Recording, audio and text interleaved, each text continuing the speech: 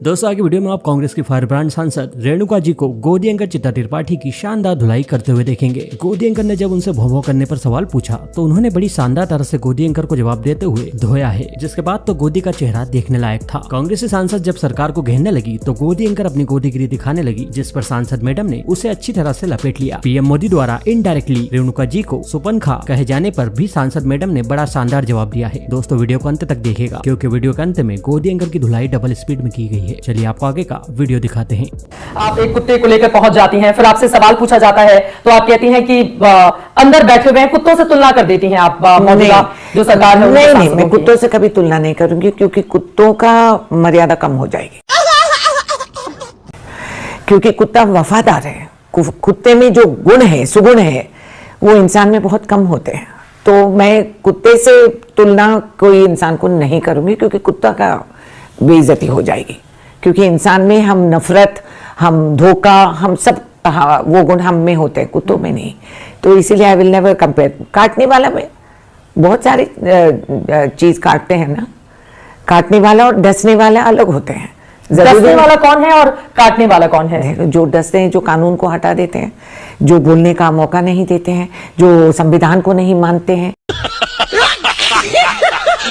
जो जुल्म और जबरदस्ती से सरकार चलाते हैं, ये सब काटने वाले, डसने वाले होते हैं। जो अपने अधिकार से ज्यादा आगे बढ़कर जुल्म से अगर आप एक आवाज को बंद कर देते हैं, तो वो तो काटने वाले, डसने वाले ही होते हैं। उसको और क्या बोले। अभी तो कुत्तों पर ही इतनी चर्चा हो रही है, तब तक आप ये डसने वाली नई बात लेकर सामने? नहीं, मैं कही हूँ, उसी दिन मैंने कहा कि काटने वाले, डसने वाले अंदर होते हैं हाउस में, बाहर नहीं। बाहर के कुत्ते काटते नहीं। ये जो पिल्ला को जो मैंने बचा लिया, ये तो काटती नहीं। लेकिन फिर भी आप तुलना तो कर रही हैं। आप ये कह रहे हैं कि वो ज्यादा वफादार होते हैं, लेकिन सांसद जो चुना हुआ प्रतिनिधि होता है, आप खुद 6 बार की संसद सदस्य हैं, आप इस तरह की बातें कहेंगी? आपके खिलाफ विशेषाधिकार हनन की बात कही जा रही है। करें, बेशक करें। अगर यही मुद्दे को लेकर आप इतना अहम सोच रहे हो, और इस पे नहीं कि देश के राजधानी में इतनी पोल्यूशन हो रही है कि यहाँ नए पैदा हुए बच्चों का फेफड़े खत्म हो जा रहे हैं, लाखों लोग बीमार पड़े हुए हैं, और ये हमारे लिए मुद्दा नहीं है। और आप ला रहे संचार ऐप, जो जबरदस्ती सिटीजन के सेल फोन पे आप लगा दे रहे हैं। पता नहीं 6 महीने बाद वो आप एयरलाइन टिकट बुक करने जाओगे तो कहेंगे कि आपके पास संचार ऐप नहीं है, तो आप इसके काबिल नहीं है कि आप अपने पैसे का खर्चा करके एयरलाइन टिकट बिना परमिशन ऑफ केंद्र आप नहीं कर सकते हैं। अगर आपको ये महसूस नहीं हो रहा है कि देश भर में बेरोजगारी इतनी बढ़ गई है कि सामाजिक तौर से हमारी जिंदगी पे असर पड़ रही है, नौजवान लड़के को शादी नहीं होती है क्योंकि उसके पास रोजगार नहीं है, और उसकी उम्र बढ़ती जा रही है, तो आप लंबे दृष्टि से ये सब नहीं देखना चाह रहे। रेणुका चौधरी का कुत्ता को लेके आप सरकार चला रहे हैं, ये मैं हैरान हूं। एक तरफ कुत्ते को लेकर जाना और दूसरा ये बयान दे देने वाला कि काटने वाले तो अंदर सरकार में बैठे हुए लोग हैं। इसको लेकर भारतीय जनता पार्टी के तमाम सांसदों ने आपके ऊपर तीखे वार भी किए हैं, और विशेषाधिकार हनन की अगर बात हो रही है तो फिर क्या इसका सामना करने के लिए आप तैयार? नहीं, मैं सामना करने तैयार। मैं कोई पीछे हटने वाली हूँ और ना झिझकने वाली हूँ। कहने के लिए, बोलने के लिए सबको इतनी आजादी है, वो तो संविधान का दिया हुआ हक और अधिकार है। मगर मुझे एक गाना याद आती है गोविंदा फिल्म स्टार की, आपको मिर्ची लगी तो मैं क्या करूं। हमने कुछ कह दिया, मैंने आपका नाम नहीं लिया, और आप इतना झिझक के भड़क के क्यों भाई? आपको मिर्ची लगी है क्या? तो अब मैंने क्या कहा? मैंने कहा कि कुत्ता तो काटेगी नहीं, काटने वाले का डसने वाले अंदर बैठे हैं। सरकार की भी बात कही ना आपने? हाँ, मैंने कहा सरकार चलाते हैं, सरकार चलाते हैं, तो क्या ये सच नहीं है कि आप डेमोक्रेसी, एक जमहूरियत की आवाज आप दबा देते हैं? आज के दिन पुतिन साहब यहाँ आए हुए हैं, और आप प्रधानमंत्री उनकी गाड़ी में बैठ के वो फोटोआं छाप दे रहे हैं, मगर आप एलओपी को नहीं बुलाएंगे। क्यों? ये डेमोक्रेसी है, ये आप राजनीति कर रहे हैं। आप इस बात पे क्यों डर रहे हैं? क्यों एलओपी को आप उनके सामने नहीं लाते हैं? इतनी बड़ी देश में, इतना बड़ा डेमोक्रेसी में लीडर ऑफ ऑपोजिशन, तो आप उनको लाएंगे नहीं? किस लहजे में ये सरकार चलाती है? सरकार ये काटना नहीं है। क्या है कि विदेश के लोगों की ओर से ऐसा कोई ऑफर नहीं था, जो मेहमान आता है वो डिसाइड करता है कि किन लोगों से मुलाकात करनी है, किन लोगों सालों भर से ये आप पे होती है ना जिम्मेदारी। कई साल हम गवाह हैं, जहां अगर पावर में भी नहीं थे तो इंदिरा गांधी को मिलने आते थे विलायती लोग, सोनिया गांधी जी से मिलने आते थे, जो भी हेड ऑफ स्टेट अलग अलग देश से आते हैं वो इनसे भी मुलाकात करते हैं, क्योंकि इतिहास गवाह है कि इनके फैमिली और इनका इतिहास सब जानते हैं, दुनिया भर जानते हैं। लेकिन वर्तमान को पुतिन वाले मामले को छोड़ दें तो इसके पहले चाहे बांग्लादेश से राष्ट्राध्यक्ष आए हों या दूसरे और देशों से, तब उन लोगों ने मुलाकात की थी राहुल गांधी को पुतिन को लेकर, लेकिन ज्यादा कंट्रोवर्सी हो गई कि उनसे मुलाकात की इजाजत क्यों नहीं जा रही है? क्यों, यही तो हम पूछ रहे हैं। क्यों? जवाब दीजिए आप। जवाब दीजिए, किसने फैसला किया कि leader of opposition of one of the largest democracies in the world can not meet? क्यों? किसने ये प्रोटोकॉल किसने बदल दिया? फैसला किसने लिया? ये बता दीजिए। अगर उसमें कुछ है तो हम बात करेंगे। सरकार के पक्ष के लोगों का कहना है कि उधर से नहीं था तो फिर इसलिए नहीं डाला गया, और वैसे भी राहुल गांधी सीजेआई के शपथ ग्रहण में नहीं जाते हैं, 15 अगस्त का कार्यक्रम होता है उसमें नहीं जाते हैं, कई जगहों पर एलओपी की मौजूदगी होती है लेकिन राहुल गांधी वहां से गायब रहते हैं। नहीं, ये सिर्फ चीप बहाने बना रहे हैं, ये कि राहुल गांधी होता नहीं है, यहां नहीं होता है, ये तो चुन चुन के गिन गिन के चेरी पिकिंग करके इल्जाम लगाते हैं। This is not right. Rahul Gandhi के रग रग में देशभक्ति है ही, वो नहीं भी चाहे तो है ही, क्योंकि वो पंडित जवाहरलाल नेहरू देश के सबसे पहले प्रधानमंत्री जब से लेकर आज तक उनके परिवार देश के सेवा में ही थे। और इंदिरा गांधी, श्रीमती इंदिरा गांधी, उनका father prime minister Rajiv Gandhi ji, सबके जान कुर्बान हो गए इसी सेवा में। तो ये सवाल कोई उठा भी नहीं सकते कि वो आते नहीं है, जाते नहीं है। This is not. इस विषय को लेकर सत्ता पक्ष और विपक्ष में राजनीति जारी है, लेकिन वहीं एक बार फिर से मैं आ जाती हूं दूसरे सवाल पर। चूंकि आपकी एक धाकड़ वाली छवि तो है, लेकिन बहुत विवादों वाली वो छवि, जब पत्रकार आपसे सवाल पूछते हैं भौं भौं करने लगती हैं आंसर देने की बजाय। जी, मुझे लगा उस सवाल का जवाब यही था। जब कह रहे हैं कि आपके खिलाफ प्रिविलेज मोशन हम लगाने वाले हैं, और तो आप क्या कहते हैं इसको, तो मैं बबो ही बोलूंगी ना कि वो उतना ही लायक है वो प्रश्न का उत्तर। आपको पछतावा नहीं है? क्योंकि किस बात की? दिन भर खबरें बनी थी हर जगह, वो तो मैं हैरान हूं कि खबरें बने क्यों इस बात की, क्योंकि एक सांसद ने इस अंदाज में जवाब दिया था ना, जिसकी उम्मीद क्या सांसद को एक सेंस ऑफ ह्यूमर है और सरकार को सेंस ऑफ रूमर है। बस ये अफवाहें उड़ाते रहते हैं और अफवाहें में भी बैठे रहते हैं। तो मैं अपनी ढंग से अपनी तरह से मिली हो। कांग्रेस पार्टी में शायद ही कोई ऐसा नेता हो जो इतने तीखेपन से सीधे वार पलटवार करता हो। आपने हाल ही में, मतलब फिल्में मुझे लगता है आप ज्यादा देखती हैं, आपने अभी तुझे मिर्ची लगी वाला गाना किया और सदन में आप जया बच्चन से पूछते हैं कि वो कौन सी फिल्म है, कि एक चुटकी सिंदूर की कीमत तुम क्या जादू नो नरेंद्र बाबू। तो ऑपरेशन सिंदूर किया ना उन लोगों ने, और उसके साथ क्यों नहीं फिर एकजुट होकर वो संदेश क्यों नहीं जाता है हमारे देश? क्यों नहीं गया? सारा विपक्ष ने कहा कि आपके हाथ हम मजबूत कर रहे हैं देश के प्रधानमंत्री जी, आप करिए जो आप केपेबल हैं, आप करके दिखाइए, क्योंकि ये देश नरेंद्र मोदी की नहीं है, ये देश हर भारतवासी की है। हर जो आदमी इस झंडे तिरंगे के नीचे जो जन्म लिया है और मानते हैं कि भारत मेरी मां है, क्योंकि हम देश को मातृभूमि कहते हैं और विभिन्न भाषाओं में भी जब हम बात करते हैं उसको मातृभाषा माना जाता है। तो इसमें कोई शंका, कोई सवाल उठता ही नहीं कि हम उनके साथ नहीं दे। जब देश के चौखट पे कोई कदम रखते हैं, एकजुट में हमारी आवाज बुलंद रहती है, चाहे पक्ष के हो या सत्ता पक्ष के हो या विपक्ष के हो। तो ये अफवाहें जो ये उठाते हैं, ये अपनी नालायकी की ये सामना कर रहे हैं। लेकिन अगर सिंदूर की कीमत नरेंद्र बाबू नहीं जानते तो फिर ऑपरेशन सिंदूर नाम देकर पाकिस्तान को घर में घुसकर जवाब दिया गया। सिंदूर का क्या नाम दिए हैं? मेरी सवाल क्या थी जब मैंने कहा आप एक चुटकी सिंदूर की कीमत आप क्या जानते हैं? जो औरत की हस्बैंड वहां नहीं, दुल्हन वहां गई थी और उसकी देहांत हो गई थी, उसको मार दिए थे आतंकवादी, और भी जितने महिलाएं की नुकसान हो गई थी, किसी के बेटे, किसी के भाई, उस दिन वो सब टारगेट होके मर गए थे। तो आपने किया क्या? और ना, सॉरी, ऑपरेशन सिंदूर के बाद, सिंदूर बाद में नाम दिए हम, मगर उस दिन और उसके बाद उस औरत की जो ट्रोलिंग और बेइज्जती हुई, जो हमारी फॉरेन सेक्रेटरी की बेटी के साथ बेइज्जती हुई, जो लोग ऑनलाइन जाके उनको क्या क्या बातें बोले हैं, शर्म लगती है कि ये हमारे देशवासी हैं। एक बेवा औरत को लेकर इतनी खिलवाड़ और सरकार बेसहारा, आप रोक नहीं सकते थे? आप क्या सोचते हैं ऑपरेशन सिंदूर नाम दे दिए तो अब बस हम हीरो बन गए सिंदूर नाम देके? मगर जिसकी सिंदूर मिट गई, लुट गई, उसके साथ ये हो रहा है। ट्रोल्स होते हैं तो आपको आप जरूर ऐप लगाना चाह रहे, सांसद ऐप, सरकारी ऐप आप हमारे फोन पे जबरदस्ती लगाना चाह रहे थे, जब हम सब हंगामा मचाए तो रुक गई। मगर आप बताइए कि आप लोग इतने बेसहारा है कि आप वो ट्रोल्स को रोक नहीं सकते? प्रधानमंत्री मन की बात, तन की बात बोलते रहते हैं, तो प्रधानमंत्री एक लफ्ज नहीं बोल सके कि ये नॉनसेंस है, बंद कर दीजिए, ये मेरी बेटी है। बदला तो लिया ना।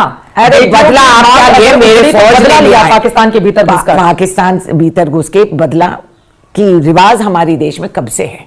बांग्लादेश बना के श्रीमती इंदिरा गांधी इनकी रीढ़ की हड्डी तोड़ दी थी पाकिस्तान की उन दिनों में। तो बदला लेना तुम्हारा फर्ज बनता है। कौन सी मेहरबानी कर रहे हैं आप? हेलो, बदले नहीं है तो नहीं करोगे, हाथ पकड़ के बैठोगे अंदर? ये कौन सी तरीका होती है? Of course you have to बदला लो। हमारी फौज वहां खड़ी हुई थी, वो अब वहां सीमाओं पे खड़े होकर हमें ये मौका दिए हैं कि हम हाउस में बैठ के यहां बात कर सकते हैं। लेकिन फौज भी वही थी। 26/11 जब मुंबई में हमला होता है तब तो बदला नहीं लिया जाता ना। तब तो कहा जाता है हाथ पैर बांध दिए जाते हैं। कितने लोग मारे गए थे मुंबई में? नहीं, this is the immaturity of us. अगर आप सोचते हैं कि हर इस हमले पे हम बदला ले सकते हैं, तो आप बांग्लादेश जब बनी थी उसके पहले जो हुआ था, इतिहास गवाह रहेगा। आपको समझना चाहिए, हमें तोल मोल के कदम उठाना चाहिए। एक बार हम कदम उठा के आगे जाएंगे तो पीछे हटने की सवाल ही नहीं उठती। माहौल देखना पड़ता है। विदेश हमने बदला ले लिया, क्या हुआ? ट्रंप ने कहा ना, कितने बार कहा ट्रंप ने? कितने बार ट्रंप ने क्या कहा? आपने कहा लिया, मैंने क्या ये सब? मैंने रोका, मैंने बात किया, मैंने इजाजत दिया सीज फायर की। लड़ने के पहले भी सिग्नल वहां से आई बोल के अफवाहें उड़े थे। तो देखिए, माहौल एक बन जाती है, और जब बदला की बात आती है तो पूरा you have to think way and then go forward. आप क्या जानते हो कि बांग्लादेश के जंग में भी जब क्या चैलेंजेस हमारे सामने थे, तो बिना जाने हम ये तुलने में ये दोनों इंसिडेंट नहीं ला सकते हैं। आप पहली बात बताइए, इंडिया पाकिस्तान का जंग कई सालों से चल रही है, पीढ़ियों से चल रही है, मगर मुझे ये बताइए कि पहली बार आतंकवादी आके हिंदू मुसलमान का आग लगाने की कोशिश करें। ये प्रधानमंत्री की खूबियत नहीं है, क्योंकि पहली बार हिंदुस्तान को हिंदू स्टेट डिक्लेयर करे थे, तो हिंदू वर्सेस मुस्लिम बोल के वो चिंगारी लगाने का कोशिश करें। ये मेरे देशवासी और मेरे फौज की गर्व की बात है कि हम उन बातों में फंसे नहीं।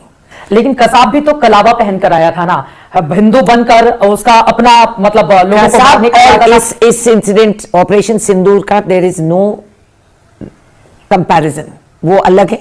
आप हर इंसिडेंट को अलग इस दृष्टि से देख लीजिए। ये कोई ये नहीं है टेक्स्ट बुक एक्सपेरिमेंट की हर बार वहां तोप चलेगी तो हम ये करेंगे वो कर। दोबारा आप ऑपरेशन सिंदूर भी नहीं कर पाएंगे, क्योंकि माहौल अलग हो जाएगी, कुछ और कदम उठाना पड़ेगा। लेकिन ऑपरेशन सिंदूर ऑन है, ये कहते हैं प्रधानमंत्री। हाँ, तो ऑन है तो फिर ये आतंकवादी, ये RDX जितना आ गई है देश में, देश भर में अलग अलग विभिन्न प्रांतों में tons and tons of RDX और एक्सप्लोजिव्स हरियाणा में भी मिले थे। तो हमारी इंटेलिजेंस फेलियर हुई है क्या? मैं सवाल उठाना भी नहीं चाह रही हूं, क्योंकि मैं अपने देश को कमजोर दिखाना नहीं चाह रही हूं। ये आए कहां से, यहां तक पहुंचे कैसे? अगर ऑपरेशन सिंदूर पे हम इतने निगरानी रख के हम इतने सेंसिटिव और होशियार रहे हैं, तो ये आया कैसे? कई सवाल उठेंगे। पहुंच गए, गुजरात में पहुंच गए, हरियाणा में पहुंच गए, कहीं और पहुंच गए। कैसे पहुंचे, कैसे लाए? कोई सर पे टोकरी में रख के तो लाई नहीं ना, तो एयरपोर्ट सिक्योरिटी से तो आया नहीं ना, तो आए कहां से? कौन सी सर्क्यूट है हमारे सीमाओं पे? कौन सी इन्फिल्ट्रेशन चल रही है? इलेक्शन कमीशन रोल रिवीजन में सैकड़ों लोगों को हटा दिए, ये तो सबूत समेत देशवासी आगे आए हैं और बोले हैं। और उनके अपने बीजेपी के अपने वर्कर्स ने कहा मैं तो हरियाणा में जाके इतना वोट किया हूं, मैं तो ये तो सबूत पेश करे। इस सोशल मीडिया में आ गए लोग, दिखा दिए हैं। लेकिन सोशल मीडिया में हर चीज जो आती है वो पूरी तरह से सच नहीं तो होती है। आप करिए सच, आप करिए और पता कर लीजिए ये सच है या नहीं। जो लोग आगे आके इलेक्शन कमीशन के वोटर ID दिखा के कह रहे हैं हमने इधर वोट दिया उधर वोट दिए, और इतने वोट हट गए, और लोग हमसे सवाल कर रहे हैं कि मैडम आप लोग तो शेख हसीना को यहाँ ला के रखे और उनको सुरक्षा कर रख रहे हैं और सिक्योरिटी दे रहे हो, और हमारे यहाँ तो बांग्लादेशी को ढूंढ के आप भगा रहे हो। ये कौन सी राजनीति? आप 1986 में पहली बार राज्यसभा के लिए चुनी गई। उस समय आपकी उम्र भी बहुत कम रही होगी। उसके ठीक 2 साल पहले राजीव गांधी को प्रचंड जनादेश मिला था, जब पहली बार कांग्रेस पार्टी 414 सीटों पर जीत हासिल की थी। तब से लेकर आज तक इस देश में बहुत पानी बह चुका है। कांग्रेस पार्टी अगर इस स्थिति में है कि 11 सालों की सत्ता के बावजूद आप उस तरह से राज्यों में नहीं हरा पा रहे हैं भारतीय जनता पार्टी को, या दिनों दिन वो और मजबूत होती चली जा रही है। आपने नक्सलबाड़ी का जिक्र किया, नक्सलबाड़ी रेलवे स्टेशन पश्चिम बंगाल में है। आप सोचिए पश्चिम बंगाल में आप 4 दशक से गायब हैं, उसके लिए तो बीजेपी कहां जिम्मेदार? देखिए 100 साल से ये लोग गायब थे ना, आप भूल गए इतिहास? जब भाजपा में 3 या 4 सीट थे। एक समय समय होता है ऐसा, साइक्लिकल होता है, जो लोग बातों में आ जाते हैं और सोचते हैं कि चलो कुछ और हो जाती है। हम लोग इतने साल रहे और इतने साल देश चलाए, उनको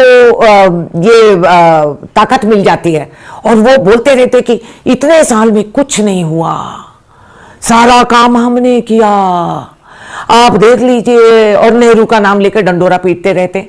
कभी इतिहास पढ़ा करो ना। फर्जी डॉक्यूमेंट लेके हम पार्लियामेंट में आके कहते हैं हम पढ़े लिखे हैं। लेकिन मोदी के नेतृत्व में दुनिया में चौथी बड़ी अर्थव्यवस्था बन गया है भारत। हिटलर के नेतृत्व में क्या क्या ताकत मिला था हिटलर को, मैं तुलने में नहीं कह रही हूँ, मगर मैं कह रही हूँ जो मीडिया की एक रोल होती है, चर्चा एक रोल होती है, इतिहास गवाह है दुनिया के, वर्ल्ड हिस्ट्री में आप देख लीजिए जितने एक्सेसेस हुए, जितने गलतियां हुए, वो पक्ष में रह के ही हुए हैं। तो इतिहास अगर ये जरूरी नहीं है, ठीक है, बहुत अच्छी बात है, देश के प्रधानमंत्री हैं, हमारे भी प्रधानमंत्री हैं, चाहे हम वोट दिए नहीं दिए वो अलग बात है, मगर ठीक है उन्होंने आए और आप सोच रहे हो कि पूरा देश विदेश में हमारे नाम रोशन हो गए, हमारे लिए भी गर्व की बात है। प्रधानमंत्री ने एक बार आपकी हंसी को लेकर भी टिप्पणी की थी, ये कहते हुए कि रामायण के बाद पहली बार इस तरह की हंसी सुनाई दे रही है। सही बात, वो तो मेरा भाई है ना, इसीलिए पारिवारिक तौर से मेरे हंसी वो पहचान लिए। प्यारी समझ गई वो भी मेरे भाई है, तो रामायण में मेरे भाई कौन होते हैं ये भी आप पहचान लीजिए। तो भाई के नाते वो कुछ भी बोल सकते हैं। आपकी बार राखी को मैं उनको राखी बांधने वाली हूँ। अब क्या नरेंद्र मोदी को हराना मुश्किल साबित हो रहा है? नहीं, आप लोकतंत्र को कम अंदाज लगा रहे हैं। कोई इंसान, किसी ने सोचा कि पंडित जवाहरलाल नेहरू के बाद क्या होगा? देखिए क्या हुआ। तो ये जरूरी है कि एक बंदा बैठे रहेगा, नरेंद्र मोदी की सरकार नहीं है, ये भारत देश की सरकार है। लोग अवाम विभिन्न प्रांतों से वोट दिए हैं और कईयों ने दिए नहीं भी दिए हैं। इसको हमें याद रख के चलना पड़ेगा। कोई असंभव नहीं है, कोई ऐसी ताकत नहीं है इस देश में और इस लोकतंत्र में जहां एक इंसान हमेशा के लिए रहेगा, होता नहीं है। ये बात सही है, लेकिन मौजूदा वक्त में मतलब उनको लेकर कहा जाता है कर्मठ प्रधानमंत्री हैं, लोकप्रिय हैं नेताओं का, क्योंकि मोदी के नाम पर भारतीय जनता पार्टी जितनी सीटें या जिस तरह का मैंडेट हासिल कर रही है, महिलाओं में उनकी अपार लोकप्रियता है, मंदिर के निर्माण, सनातन को लेकर, परंपरा को लेकर, विकास को लेकर, यह उनका 3 एजेंडा है जिसको लेकर सरकार आगे बढ़ रही है। नरेंद्र 11 साल हुए ना, अभी आगे सिनेमा बाकी है, देखेंगे। इसे 11 साल की बात आप कह रहे हैं, ऐसे तो बहुत कहा गया था। एक वो थे अपना महात्मा गांधी जी, जिन्होंने इस देश को आज़ादी दिला दिया। उन दिनों में जब हम विलायतों के खिलाफ लड़े, जब भी हमने सोचा कि हमेशा के लिए गांधी जी रहेंगे, है चर्चा में है, आलोचन में है, चुनौतियों में गांधी जी याद आते हैं। और जब हम आगे बढ़ते हैं, हम सोचते हैं कि गांधी जी के सोच विचार से जो लोग लगाव रख के रखते हैं कि उनकी स्टेटस ही अलग है। उन्होंने गरीबी को एक पहचान दिए और ताकत दिए। वो कपड़े कम पहन के घूमे, डिजाइनर कपड़े और शॉल और महंगे चश्मे और घड़ी कभी नहीं पहने थे महात्मा गांधी जी को। और आज के दिन जो रुपया तुम खर्चते हो फिर भी महात्मा गांधी नजर आते हैं। वो है ताकत। ये 11 साल की बात है, अभी कुछ दिख